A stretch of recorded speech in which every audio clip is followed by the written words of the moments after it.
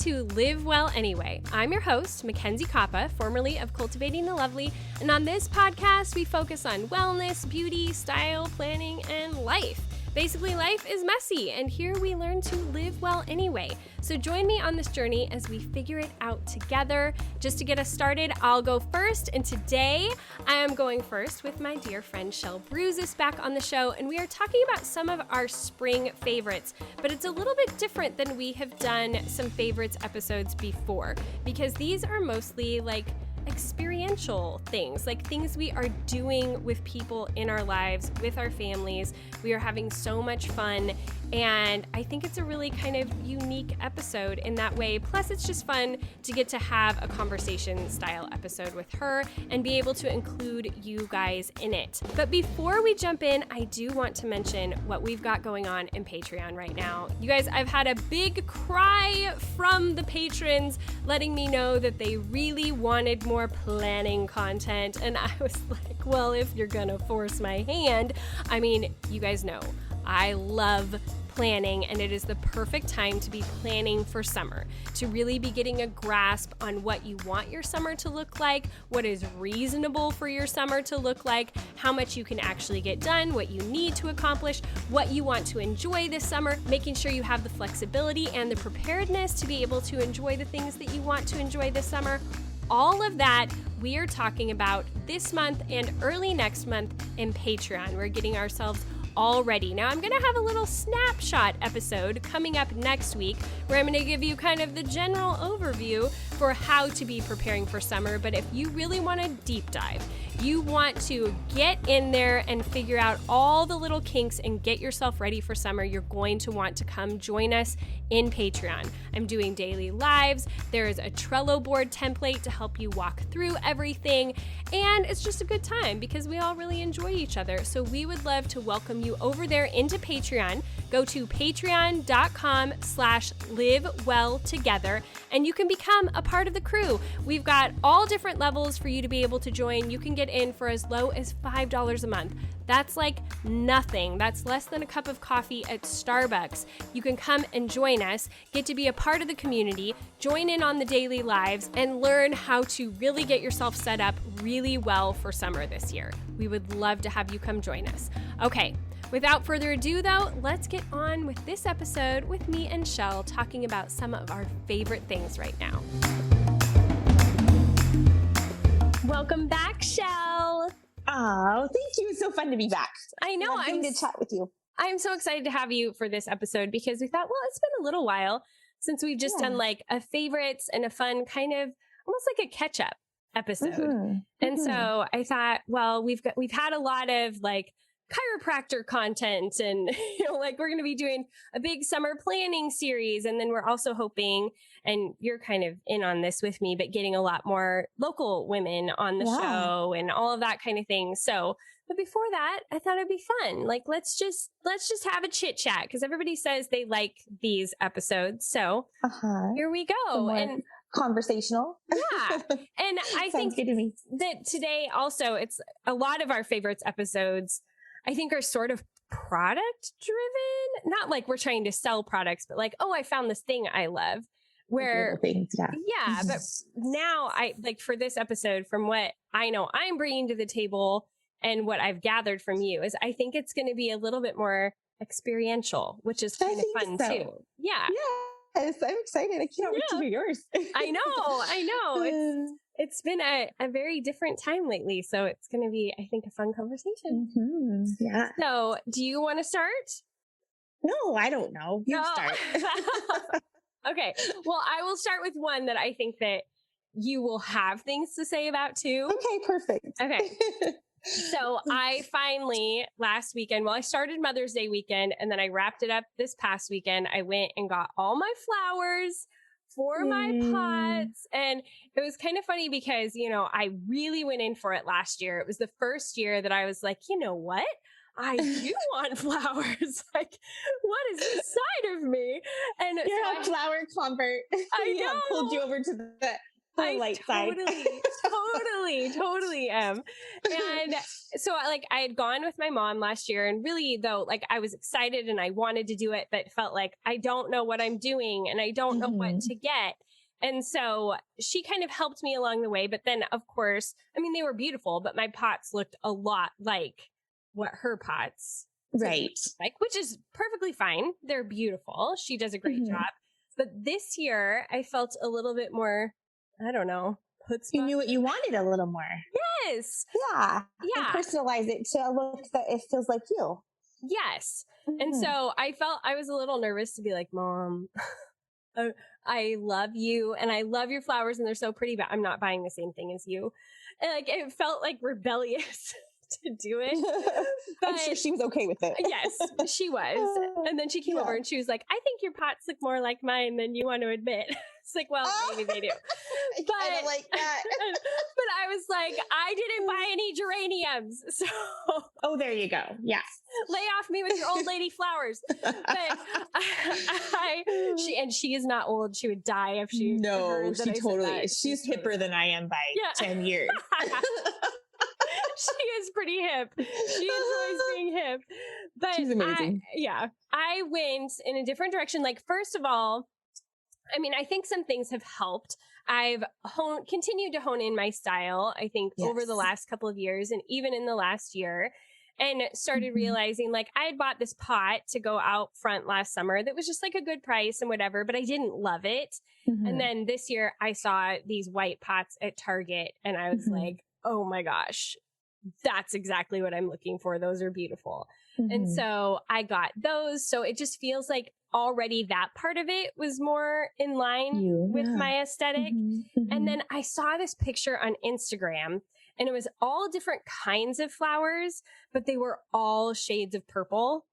And I was like, oh my goodness, like that's what I want to do. I want to do whites and purples. And so all the flowers I got were whites and purples. Some things were like stuff I'd never bought before. Last year I realized I loved the dahlias. And so I got more dahlias. And so I collected all of them over the past couple of weeks. And then I finally sat down and did the big planting. I had 10 pots. Oh, that's so amazing. Have I acquired that many pots? In 1 year. That's so awesome. I love it. You have more than I do. I don't think I have 10 pots. I think I have maybe 6. But you have a yard. I do have a yard. That makes so you need more pots because I have a whole entire yard. Yeah. So I have to like make up for it. But I did like a lot of groupings of things. One of them I am hoping actually like revives itself because I bought this big, beautiful grass last year that just like added height to my back patio, which I really loved. And I don't know if it's making the return. Did you have it? Did you store it in the garage over the winter? Yes. Oh, yeah. Like the only thing I can think of is that maybe it needed water. And if it didn't get water, it died from not being watered, but it should be just dormant. And I don't know. I really don't know the answer to that question. Yeah. But those perennial grasses are such an investment. They are gorgeous, but they are so finicky. So like sometimes I think they're okay to like 42 degrees or whatever. But if it drops below that, maybe it kills them, or maybe we have to water them all winter in our garage. We didn't know that. We'll have to get to the bottom of this, but I don't know. I needed to do more research and I just didn't do it. And so I guess it's on me if this thing doesn't come back. But the rest of everything I'm super happy with. I even did one planter with jalapenos and chives and a squash. So fun. Yeah. But I think I'm going to end up having to take the squash out and put it in its own thing. Maybe you'll have to. Yeah. I just love what you have come up with your color palette. It's really bright and crisp and just really good contrasting colors. And I know you mentioned like the thought of spray painting all your pots white. Yeah. Which is another idea. If you don't love your pots currently, just paint them the color you want them. I think that'd be a cheap, easy, quick, kind of getting what you want without having to go and pay, because they're not cheap to buy. So if you can find a cheap one somewhere that's big, then paint it what you want, the color you want it to be. I love that idea. And I didn't end up getting to it before I planned and everything. Maybe you will someday. Yeah, but it's still like on my radar. I think I would really like to. I think it helps that I put like a lot of white flowers in them. And so I felt like, okay, like even if I don't get to it this year, I love what it all looks like. And after you've lived with those white pots for, the summer, you'll either decide like, oh, it's fun to have a couple, or I love it so much, I want them all to be white, or Yeah, That's but it's just been like a really fun process to kind of grow in. I mean, I've definitely like over the last fall, winter, even this spring, my inside plants have gone through the roof, and I have like insane amounts of them. Yeah, the little neighbor girl calls me the crazy plant lady in the neighborhood. I'm like, who would have ever thought that would be my name? Yeah. But they are bringing me so much joy. Yes. And it was funny because my mom, our life has changed in our neighborhood a lot. There's like a ton more kids. There's some people across the street, like there's a lot of like front of the house living this year, which we have not done any other year. Like this year it's like garages are all open and kids are playing in the communal space, and there's a lot of like back and forth. And you guys are the hub for that. You're right next to that communal space. And I couldn't love that more for your neighborhood. It's really cool to see. I know. It's so much fun. And I'm going to talk about it more. Yeah. But my mom actually asked me, well, do you even want plants this year for your back porch since you're doing so much like front of the house living?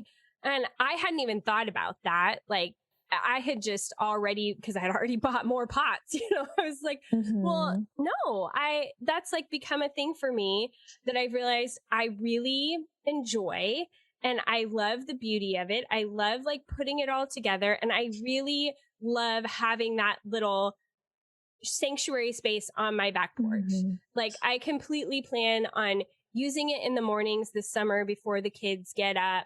And, going as out a place of quiet and refuge for you. Yeah, you need that. I think that is important as especially as you are being more and more hospitable and reaching out more in your neighborhood, and you're really giving, and being in that place of like, let me like love you and care for you in this way. Those flowers in the front, of course, are so special because they're welcoming, the neighborhood in. But then the backyard flowers are more for you. Yes, totally. And for quiet. Yes. And, I just planted them on Sunday, and yesterday was Monday, and my kids got home. They hadn't seen any of it. They had been gone for the weekend. And they came out, like I was out there. I think I had just been watering, and Emerson just came out there, and she sat down in one of the chairs and like wanted to chat with me. And it was just like this perfect little space for us to have, where we weren't in her bedroom. We weren't in my bedroom. We were just like out on our little porch, and we got to just sit there and enjoy the outside and have a little conversation and catch up after her being gone for the weekend. And it was like, these are the moments. This is why I wanted this little space.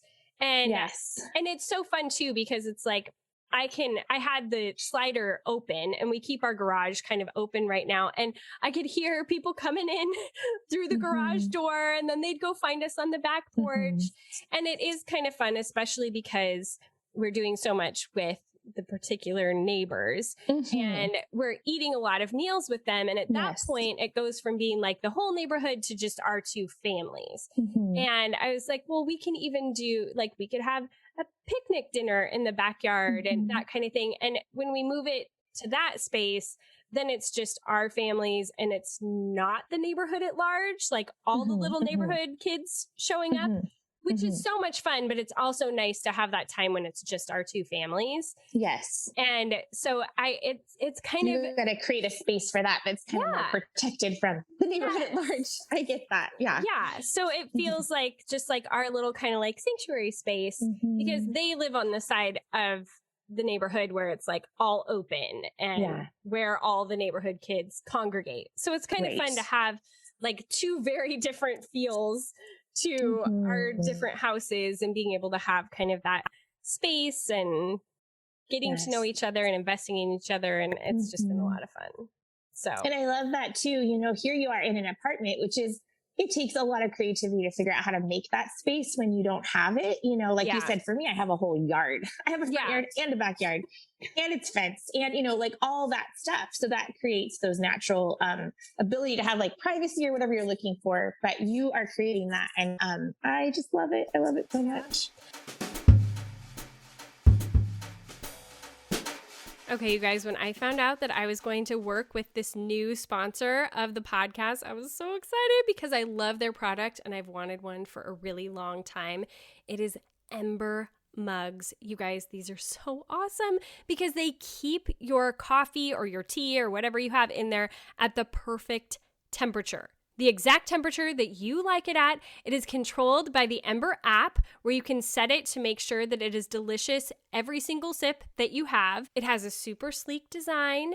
It's got a long-lasting built-in battery so you can sip your coffee or your tea in any room without it getting cold. And when you're ready to recharge it, you just place it on the included charging coaster. So even that looks nice. And they also have this amazing feature where you put your drink in there and the Ember app will notify you when your preferred drinking temperature is reached. So not only are you not having to run to the microwave to reheat your drink all the time, but you're also not going to burn your mouth. I hate when my drink is too hot. And I love that I don't have to like taste test it, you know, and scald the roof of my mouth.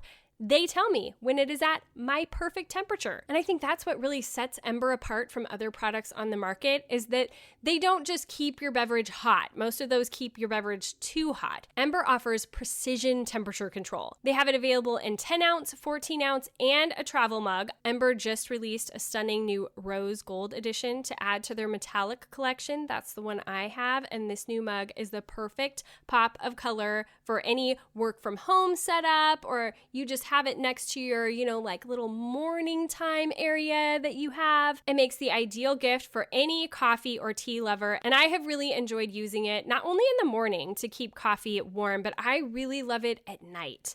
That is like my perfect time to use my Ember mug because I like to have my chamomile tea and it would always get cold before I was ready for it to get cold. And I just want to be able to like sip it and savor it all through the evening so that I can wind down for the night. And now with my Ember mug, I can do that and it stays the perfect temperature. You guys, it's so good. I love this thing. And first-time Ember customers can use my code LIVEWELL for 10% off a purchase of $129 or more. So go to ember.com, and if you are a first-time Ember customer, you can use my code LIVEWELL for that 10% off a purchase of $129 or more. You are going to love it.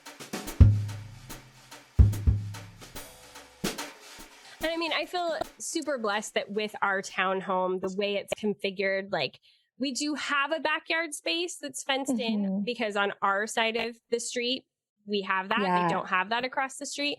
And we share it with the 3 other units in our townhome. But at least we have that. Like it has been shocking to me to see like, oh, what a different feel from this side of the street to the other side of the street. Right. Like we do have more of that seclusion and stuff.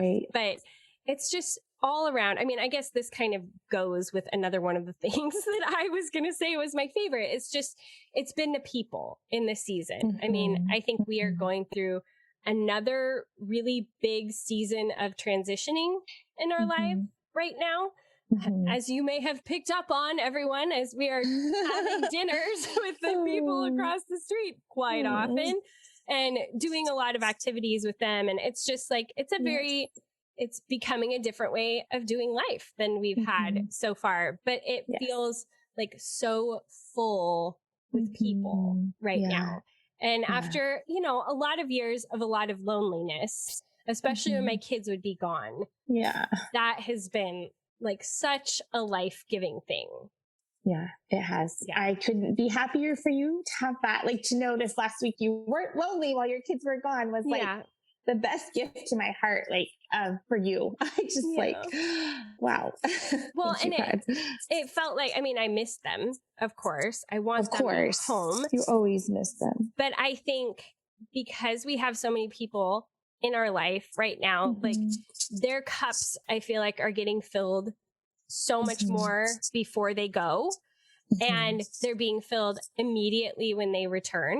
Yes. And I'm seeing like such a visible difference in my kids that is just like, some things you don't expect or you don't see coming. And that's been pretty amazing to watch. Yeah. Yeah. It's such an answer to our prayers for your family. That's for sure. Like, just to see that healing, happening. Yeah.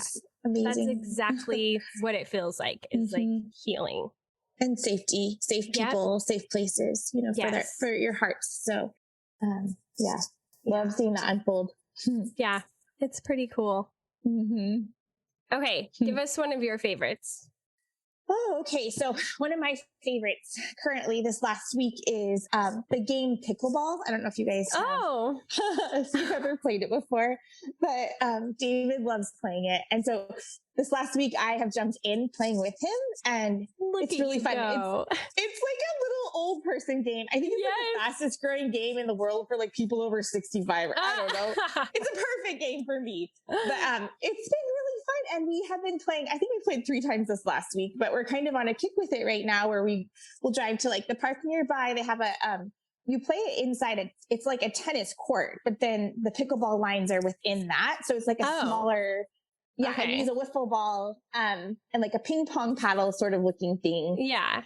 So it's like tennis but less intense. Well, it can get intense, but for me, it's like perfect speed. Yeah. Perfect for a new activity for me, like a little old lady sport.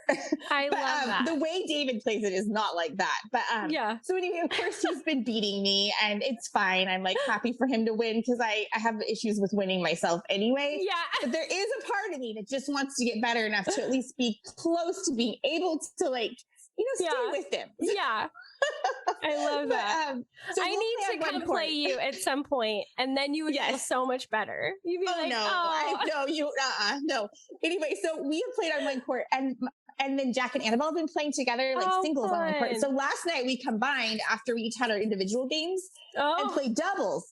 And at first, no one wanted me on their team, which is understandable. And I was fine. My feelings were not hurt. But then eventually I was like, come on, Annabelle, let's just do boys against girls. Like, we can do it. Like, let's just give it a whirl. Like, and she's like, I don't know. I want to be on Dad's team. Of course she does. That doesn't surprise me at all. So anyway, we did really well, you guys. We played to 5. Normally you play to 21, but shorter games are, I do better with the shorter games because the endurance is kind of what kills me in the end with David is like he can just out endure all day long. Yeah.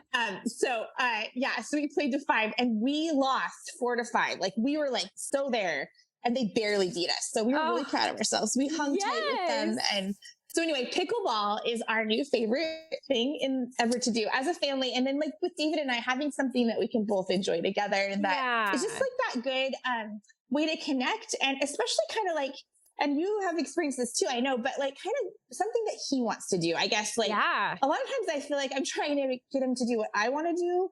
Yeah. And that is tricky. So to find something that we both enjoy, that we can do together. And sometimes it's kind of putting yourself out there, but it's good for me. Like I need to be more active. I need to that is all good for me. And so maybe it wouldn't be my first choice because like I would just love to sit and like drink coffee and talk, Yes. But he can only do that for so he drinks his coffee in like 2 seconds and he's done. And then it's kind of like, oh, now what do we do? So this is a great way to connect. And it's just working for our family. And as our family's gotten older, I'm noticing that I have to be shifting with them to try and find out like, what does everybody want to do? Because sometimes we'll be like, oh, we want to take a hike. And we've had a lot of like, so this is something that everyone seems more excited for, which we've hiked over the years a lot as a family. Yeah.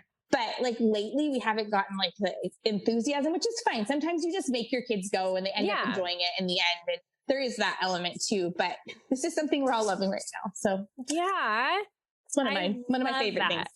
Well, and it kind of reminds me back to our like friendships and celebrating friendships episode, because we talked about like what expectations are and what we should require of our partner or our spouse or whatever, because I think especially, I don't know if it's our ages or what, but I'm finding more like I would rather not force them to do something they don't want to do most of the time.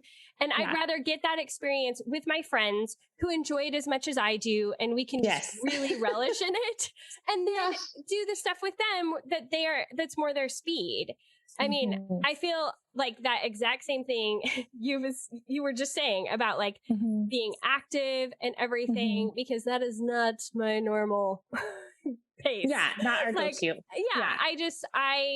I will do yoga or whatever, but like getting out there, getting after it has not been I haven't enjoyed that in the past, but a lot of it is also like feeling like I don't know what I'm doing, still feeling like, oh, there were injuries from births and whatnot. Like, is my body going to operate the way that I want it to, you know? And so, but my kids being out all the time in our neighborhood, playing basketball, playing soccer, and then there's like workouts happening. And the hot neighbor, he was gifted this amazing like Nordic track elliptical machine. And he was like, just come over and do it. Like, just get active. And I was like, I don't know what I'm doing, but okay.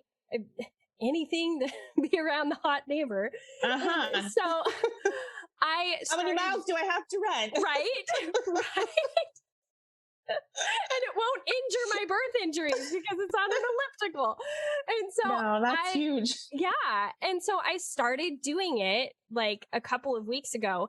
And I gotta say, I'm doing it probably 3 or 4 times a week now.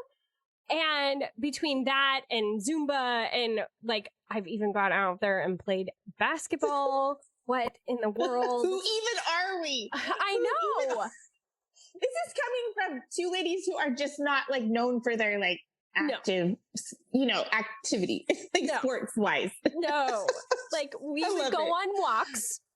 There's the walking, but this is like a totally different. This involves like me using my athletic sweating and using my athletic gear for not lounging.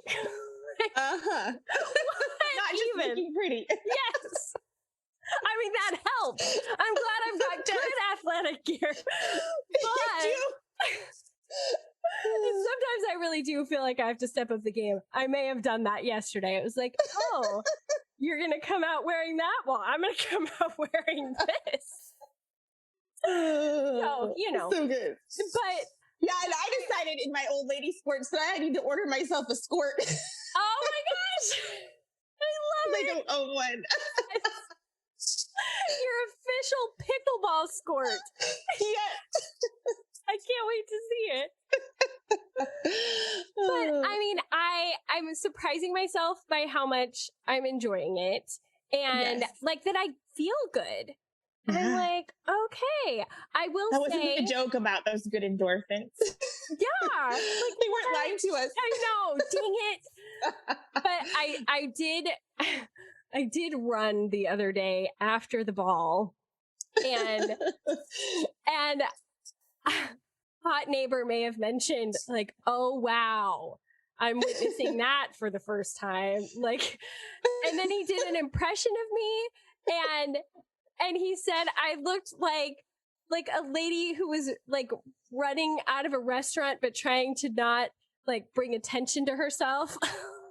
Like running after someone, and he did this ridiculous run, and I was a little surprised. It really like it struck a nerve with me, and I was like fine, and the basketball was sitting in the middle of the street, and I may have kicked it down the road and started to walk home, which at that point he felt super bad, and he was like, I didn't know that was gonna strike such a chord with you.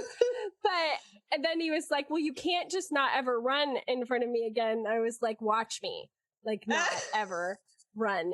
But then we ended up going for a flipping jog the next day. It's like, as long as I'm behind you, you don't watch my shadow. Well, all I can say is whenever I jog with David, I am definitely behind him. Not because I want to be, just because I have to be. Well, that too. Can't keep up. I mean, we made it around like the block, and I was like, is it supposed to feel like my heart's going to explode? Like, is that normal? Oh, sadly, it is. Yeah.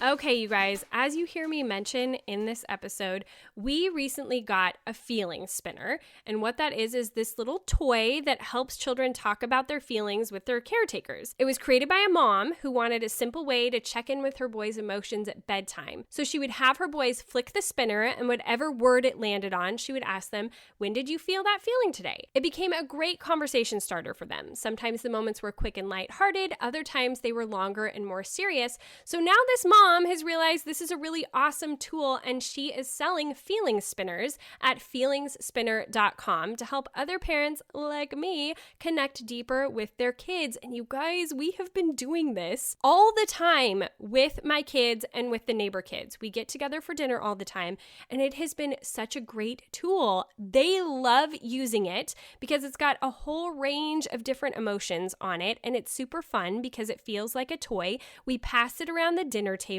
almost every night, and it has been so good to not only hear what is happening in their day, but to bond together a little bit more and really know that they are enjoying getting to have these conversations. And it's such an easy entry point to be able to have this kind of deep conversation with each of them. I mean, I'm sure that all of us are familiar with when we ask our kids, "How was your day?" And then you only get like "fine" as the answer, but this feeling spinner helps it to feel more fun and natural, and I can't recommend it enough. It's such a great tool to use as a part of your daily routine, and it communicates to children that it's good and normal to experience a range of feelings every day, even the uncomfortable ones, because there's all kinds of different things on the spinner. So if you think that this would be an awesome tool for you and your family, go to feelingsspinner.com, and if you use the code LIVEWELL at checkout, you can get 20% off. Again, that's feelingsspinner.com. Use the code LIVEWELL for 20% off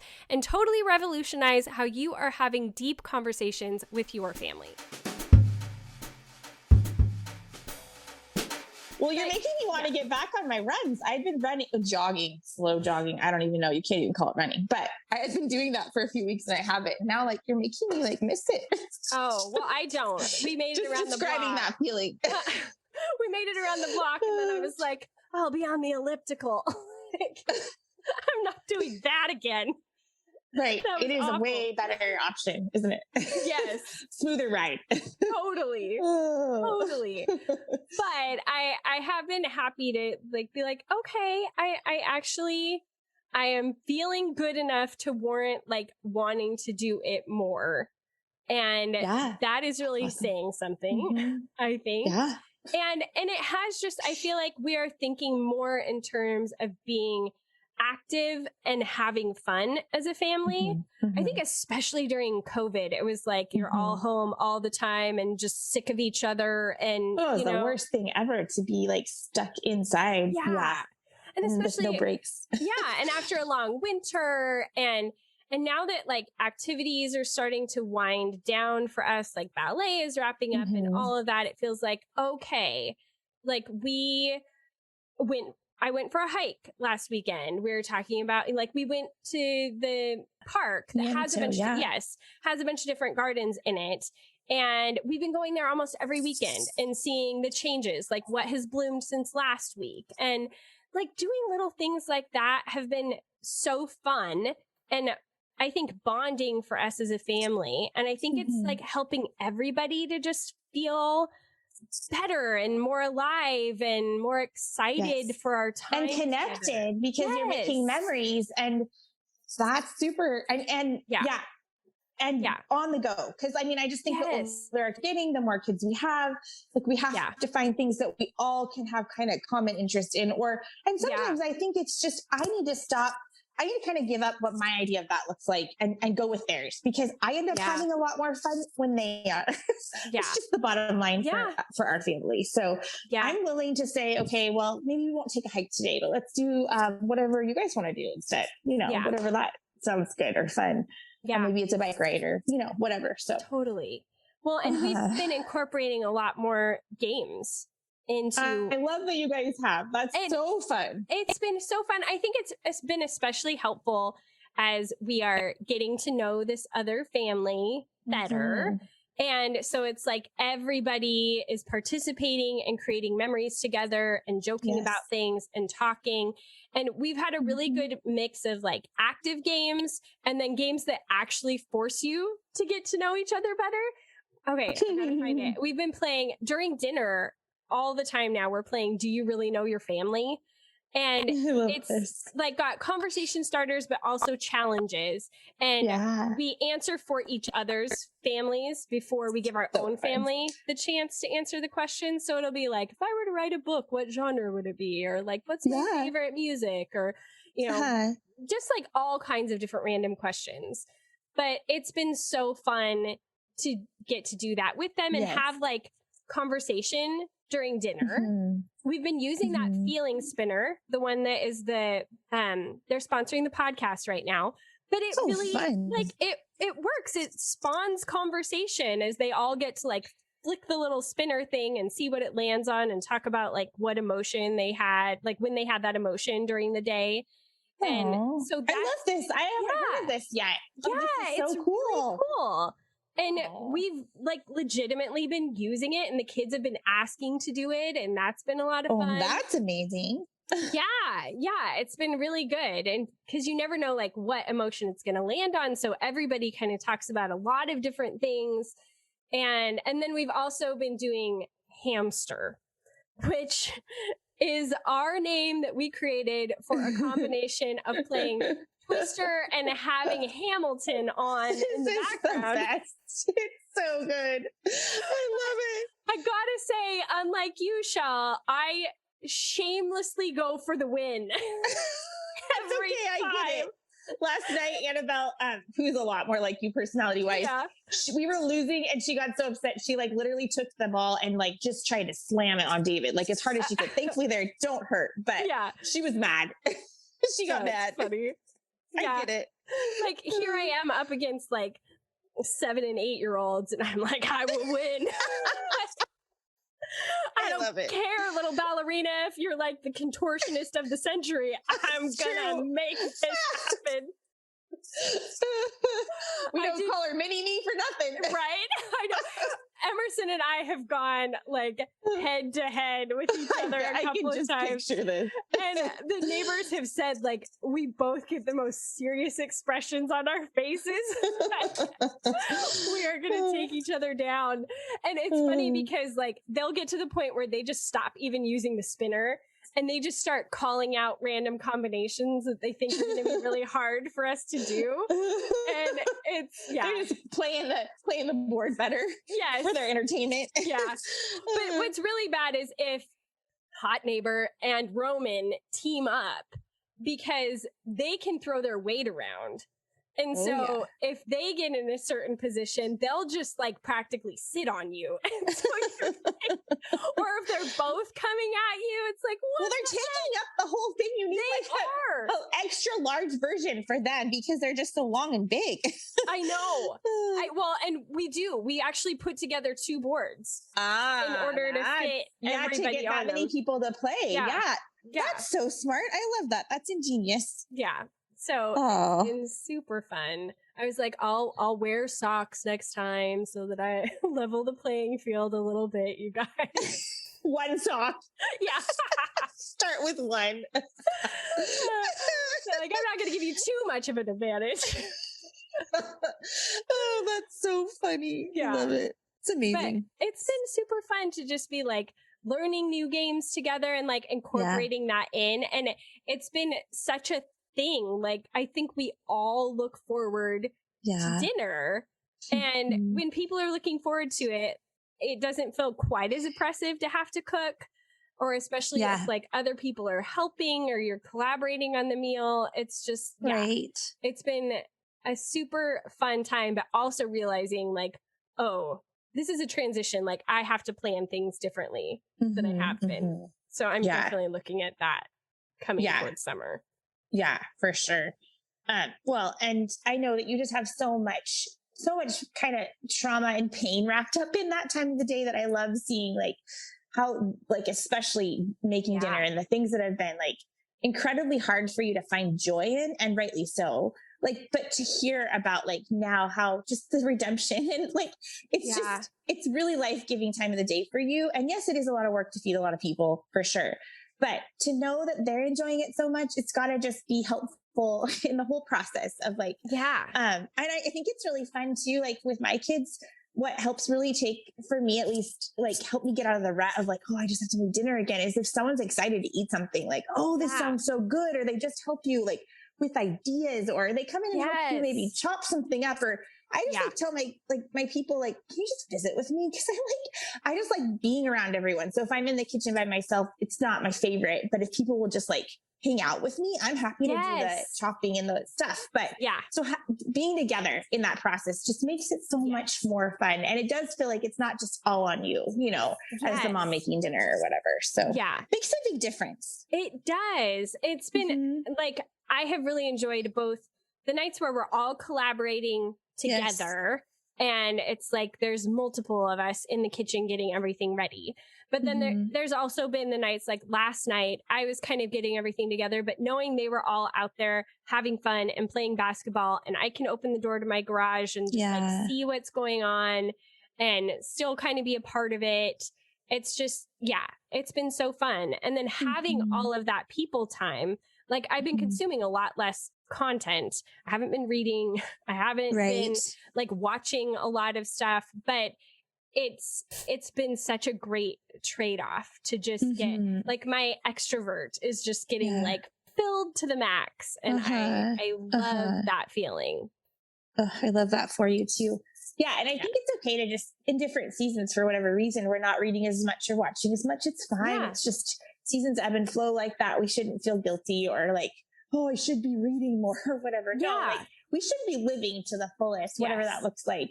And some seasons we get to read more and that is filling, but it's okay if we're not reading. It's okay if you're not reading right now. And I think in other years I've gotten down on myself about that a lot more, like, oh, I'm not meeting my reading goal, you know, but I think pretty early on this year was just like, you know what, this is going to be the year that if I'm reading, I'm enjoying my reading life. And I think there have been a lot of years, especially with the podcast, that it's almost gotten kind of oppressive because it's like I had to read so much and I was reading for a job and it just, you know, it took a lot of the joy out of it. And the time you had to get through a book was crazy too. So I'm like, and so many books at the same time. And so it's been really freeing to like, let a lot of that go, be a lot more particular about which books I'm going to have on the show. And just like I said at the beginning of this year, this was going to be the year that I abandoned books. And what I really meant by that was like, I'm not going to start a book and be like, oh, I hate this, but force myself to finish it. I would just like let myself let it go. But I'm also like, it's not that I don't want to be reading. I will, there will be a season that where it comes around again. I don't have to feel like I have to be known as this, you know, like there's people are more important. People are so much more important. Absolutely. In every season. And then if you get a chance to read on the side, that's awesome. Or if you choose to read instead of watch shows, which is kind of how I just find it to be more like, I don't know, life-giving for me personally, but I'm pretty sure I've quit as many books as I've started this year. Just been like, not just like, okay, it's still on my list. It's like, nope, I'm done with this one. I'm not going to read it. So I hear you on that. And not felt guilty. So. Yes. Yeah. For sure. I think it's been good. But you have read a few things, right? You've definitely read ones. And I've read some really good books this year. And I've really tried to get more, this is weird. I'm just weird this way. Fiction and novels usually aren't my go-to. I kind of gravitate towards nonfiction more. So this year I was like, I'm going to challenge myself to read more nonfiction or fiction. And I have loved what I've read this year. I've read 3 books, 2 fiction and 1 nonfiction that were just like, I would just so highly recommend to anyone who does need some like good reading material options. But the first one that I read, or one of the ones I read, was actually a memoir about this lady. I think we've talked about her on the podcast. Her name's Erin French, but it's just her story of just beautiful story of a cook who grew up in her dad's diner and she loves cooking from scratch, went through just a lot in her life, a really abusive relationship, and just triumphed over so much.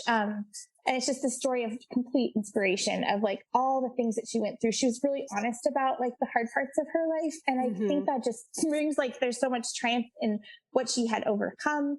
And literally everything about her is like, just like her aesthetic is just stunningly beautiful. Like she is like, people come to her restaurant from all over the world. And she has this little it's in a tiny town called Freedom, Maine. And, you have to send in postcards that get picked by lottery system in order to even be invited to it. So cool. But she just really rose from the ashes of a lot of hardship in her life and overcame a lot. So I really recommend her story. It's interesting. I haven't read a lot of books yet up until this point where there's like, they use like swear words or whatever. But I just felt like this book just seemed to be like, it didn't bother me at all. And I guess that's a disclaimer for people who don't want to read that. But I loved her story so much. So I highly, highly recommend it.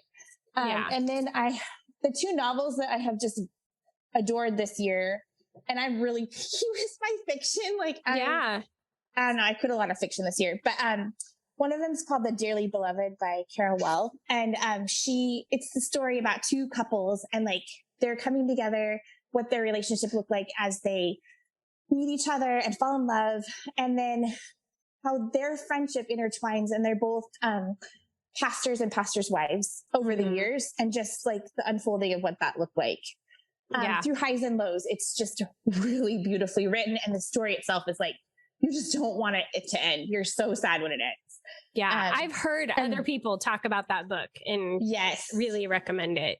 It reminded me of one of my favorite novels is oh gosh, I'm forgetting the name of the author. Of course I wouldn't think. It reminds me of an author that I've read before in the past that I just absolutely, one of my favorite books, like in my early teens. And so she just is like a throwback to her. But modern writer. So A Tree Grows in Brooklyn. That is the name of the, probably my like top favorite novel that I've ever read. And I can't remember the author of it, but it's a famous novel. So, and then, the book Woman of Troublesome Creek, I just finished, and it is such an incredible story. It's in the 1930s in the Appalachian Mountains is the setting. And it's about a lady who's a pack horse librarian. So she delivers books like out into like the, just where no one else could even, like, they can't even get to the library. Like they're so far out. So she goes like, and takes her mule, but she like, this book has the most incredible twist, and it's all historically documented really well. That's awesome. I love that. And there's even pictures in the back of like, because these horsewomen were like, these bookwomen were a thing. Like they were historically, they have documentation of them and their work and what they did. But the story is absolutely breathtaking, and she is an amazing, like, heroic character, and you'll love it. So those are all my recommendations. That sounds really good. I love like when it's historically based and they've done such a good job of researching, and you feel like you're learning something at the same time as you're reading it. So much. And there's the twist in this book that you're like, how is this real? But it really is. And I don't want to give that part away because it's seriously hard to put down though. Like I read it really fast. It was so well written, all of it, everything about it. So I love that.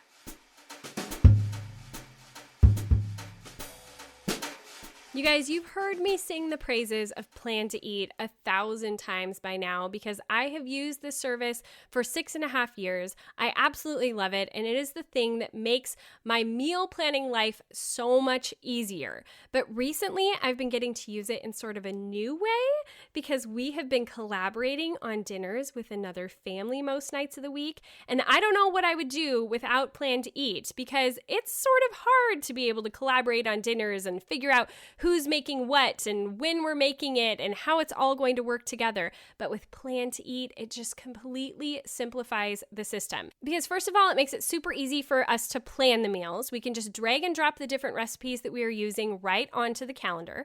And then we've got our shopping list, which can be accessed in the app. And it's super simple for us to be able to see who has gotten what and what we still need to get and be able to split everything up really easily. I love that we can create these menus that we can repeat for different weeks, so we don't have to reinvent the wheel every time. And because Plan to Eat keeps all of my stash of recipes that I've used for years, it's a great place for me to go when I'm just trying to jog my memory and think like, well, what do we even normally eat this time of year? Or what sounds good? Oh yeah, these are all of our options. I just love Plan to Eat. Their super handy app makes planning and shopping easy, even on the go. And it's helping me to really pull myself out of a cooking rut that I've been in for most of the winter. So I've actually really been enjoying planning all of our meals this spring. I know that Plan to Eat can be just as much of a lifesaver for you as it is for me. And if you go to plantoeat.com/lovely, you can get 60 days free to fully try it out for those 2 months and be able to see what a difference it makes for your life. It's normally a subscription service and it's $4.95 a month or $39 a year. But again, if you just go to plantoeat.com/lovely, you can try it for 60 whole days for free. That's going to get you into the summer and you're going to love it. It's going to make your life so much easier. Go to plantoeat.com/lovely and enjoy always knowing what's for dinner. I wish I had recommendations. Normally I do. I am slowly making my way through My Dear Hamilton. Like finally I've owned it for a few years, and it's really beautifully written and really interesting to juxtapose against the play because it is different. And I have a feeling that this book is more historically accurate than Hamilton actually is. Because there were certain things that, like Lin-Manuel Miranda fully admitted he incorporated that were not historically accurate. Like by the time Hamilton and Eliza get together, Angelica's not even in the picture. Like they never were in love with each other. She's already married. Like all of that kind of thing that he thought would add like, I don't know, drama. More of a drama into the play.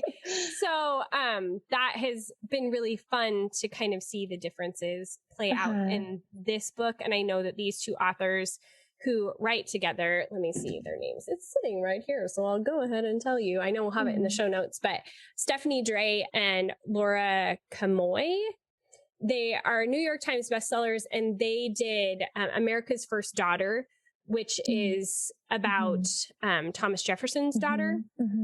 And so, yeah, it's a good read. I just I'm slowly making my way through it as I have little snippets of time and That's good. It sounds good. And you know, that may be the only book I get through like all summer. I don't know. But if it is for good reason, yes, right? Like for very good reason. Yes. Yeah. So it's been fun when I get a chance to pick it up. So especially because we are so familiar with Hamilton. And I was going to say your take on this book. I really want to hear it when you're done, because you have got every angle that you're coming from. You're just so well read and, you know, versed in all of this Hamilton that we've got to, we've got to come back to it later and hear more about it from you. For sure. We'll have to do like a fall episode and talk about my follow-up. But I will say that the way my kids know Hamilton was so helpful for Roman in history this past year, because he was doing early American history, and we could literally say, like, he could quote lines and he would put them like in his papers and everything, and like he could reference it, and it gives him this point of reference even now as they've moved on and they're doing Civil War history, like for him to get a grasp on time and when these things happened. And you know, that has been super helpful, that they have kind of this grounding place from the beginning of American history. So it's been good job, Mom. That's a good one. Very helpful. And whenever he gets like confused, I would be like, you know, and I could sing like a line and he'd be like, oh yeah, that did happen. Like, oh yeah, the war turned around at the Battle of Yorktown because I know that song, so. I love it. Best way to learn history. Very helpful. I know. Sing it. Like, okay, Lynn, you need to write one for every era of history. It's so true. Help. Yeah. Yeah. Kind of like adult version of Schoolhouse Rock. Like we need this. Yes. Grown up version. And it's been so fun. I mean, I already mentioned that we're doing it during, when we play Twister. We've been playing Hamilton. Yes. But it's been so fun because the family across the street also loves Hamilton. And so it's been like this bonding thing where we all like sing together and stuff. And it's been super fun. Awesome. Yeah. So fun. Super fun. Yeah. It's been a good time. But I think I really, especially as we're getting like well into May, by the end of May, I will officially be able to plan our summer because I will then know like when our vacation weeks are and like when all of that is happening. But I realized something the other day. This is going to be in my newsletter, probably this week. But I realized that for me, and I would say for other people as well, but just doing the next right thing is not a long-term solution. It is a survival mode solution to be able to get through like critical times. But if you always exist in that place of just doing the next right thing, then it actually is much more exhausting and frustrating. And so I am starting to like, I feel like pull myself back up out of that place again, where it's like getting back on top of life and doing the planning and figuring out how to do it well, especially with the way our life has been transitioning. And I think that like, I really feel like my kids have leveled up in age. Like you kind of mentioned this too. Yeah, I mean, we both have a range of ages, but like your youngest is now 4. That is different than most of my kids have had birthdays. So I guess that maybe helps with that feeling of like, growing up here. And to even like assess like, oh, what can you guys help with? And how can this summer look different than other summers have looked because you are older. And so I should be able to, arrange my work time differently or the activities we're going to go do this summer or all of that kind of thing. It's been exciting. I'm really looking forward to just really being able to sit down and do that hardcore planning for the summer. I think it's going to be the most different summer that maybe we've had. Yeah. Oh, I can't wait for you because I mean, for you, planning is just like you are able to, that's who you are. So I'm so excited for you to get there and be able to do that. And kind of just like you said, we're out of survival mode into just more like this thriving life, that's building right now. Thriving and beautiful. So and it's like these sorts of transitions are good and positive. We've been through a lot of really difficult transitions in the past 4 years. And we've been through some good ones too, like when we got to move into our own place and stuff. And I feel like this is like that next level. And we've lived in our house now for 2 years. And so that's like, it didn't come quickly, but it is like things are happening and changing. And that's really exciting and refreshing. And I'm just like, I'm excited to see how to get to plan this summer and have it be different. And that's all going to be coming on the podcast. And we're also, we're doing a ton in Patreon. We're actually doing like a deep dive on summer planning. So like, we're going to give the overview here on the podcast, but we've got a Trello board template that we're going to have up with Patreon and just like really going into like, if you want to really dig your feet in and plan out your summer so that then you can just like enjoy your summer. That's what we're working on through the month of May and early June. So and sometimes I just want more time outside. And so how do I like make sure that I'm either pre-prepped enough food that like we can grab pasta salad or we can grab whatever out of the fridge and have times to prep and times to be able to run and play. Like, I mean, obviously we have a pool at our house, so that's going to look Yeah, it's fun, but I also need to make sure that I can plan so I can be out there and hosting people and having people over. And that's going to take some planning, to figure out like what's easy stuff to make to feed all the hungry swimmers, in my life. So that's going to be fun. I'm excited for that. Yeah.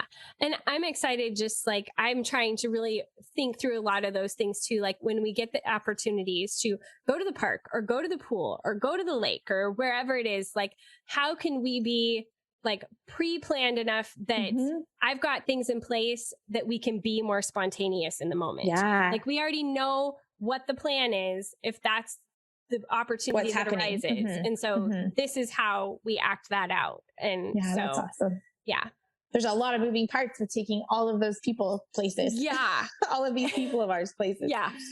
I will say we did our first shopping trip with the family across the street a couple of weekends ago, and 8 people at Target. It's a lot of people at Target, but it was kind of funny because we do split down the middle, boys and girls. And so there is this like, okay, boys, you go get your boy stuff. Girls, we're going to go get our girl stuff. And we took about twice as long as the boys. But it was like, well, go sit in the car, you guys, because we're not done yet. Yes, that's exactly how you do it with the family. There's those that sit in the car, go to the car, and then there's those that actually finish the shopping. Yep. Like you can come back and carry our things to the car when we're done. There you go. Yeah. Well, this was really fun. Thank you for talking about like current favorites. I feel like in a different way than we have done it before. Yes. I loved it. Love it. Love getting a chance to chat all the time. Yes. And all the people in our lives, which is really nice, especially coming out of like pandemic season. Absolutely. Like, Okay. Well, it's the theme for 2021. Yes. For sure. All the people. Yes. Well, I will have you on again soon. Thank you so much for coming on, Shell. Oh, thanks for having me. Love you. Yep. Love you too. Bye. Bye.